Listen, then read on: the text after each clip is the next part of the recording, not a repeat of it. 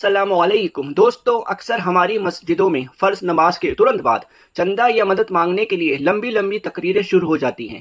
تیز آواز اور لمبی تقریروں کی وجہ سے جو لوگ اپنی چھوٹی ہوئی نماز پوری کر رہے ہوتے ہیں یا سنتیں پڑھ رہے ہوتے ہیں، انہیں بہت پریشانی ہوتی ہے۔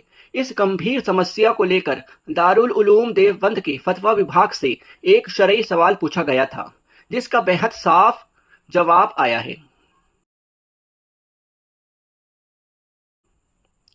دارالعلوم دیوبند نے اپنے لکھت جواب میں صاف طور پر فرمایا ہے کہ فرض نمازوں کے ترنت بعد صرف ایک چھوٹا سا سنکشپت بریف اعلان کرنے میں کوئی حرج نہیں ہے، لیکن کوئی بھی ایسا اعلان یا لمبی تقریر جو نمازیوں کی عبادت میں خلل ڈالے یا نمازوں میں دیری کا کارن بنے، اس سے بچنا بہت ضروری ہے۔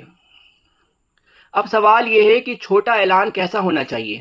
چھوٹا اور مختصر اعلان بس اتنا ہونا چاہیے جیسے: حضرات، فلاں مدرسے سے ذمہ دار آئے ہیں، آپ لوگ اس کا تعاون مدد کریں، یا پھر مسجد کی تعمیر کا کام چل رہا ہے، نماز کے بعد باہر اپنا تعاون پیش کریں۔ بس اتنا کہنا کافی ہے۔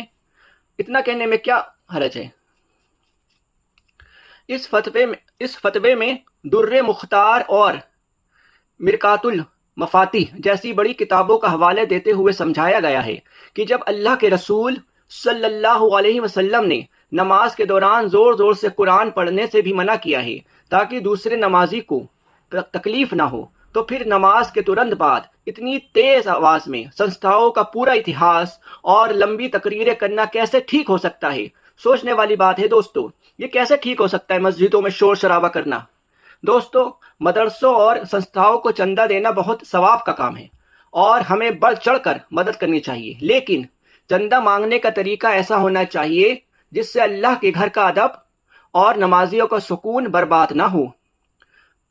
مسجد کی کمیٹیوں اور چندہ مانگنے والے حضرات کو اس فتوے پر ضرور غور کرنا چاہیے۔ اگر آپ کو دارالعلوم دیوبند کا یہ شرعی حکم اور جانکاری صحیح لگی ہو تو اس ویڈیو کو شیئر کر کے ہر مسجد کی کمیٹی اور ذمہ داروں تک ضرور پہنچائیں۔ پیج کو فالو کرنا نہ بھولیں۔ جزاک اللہ خیر۔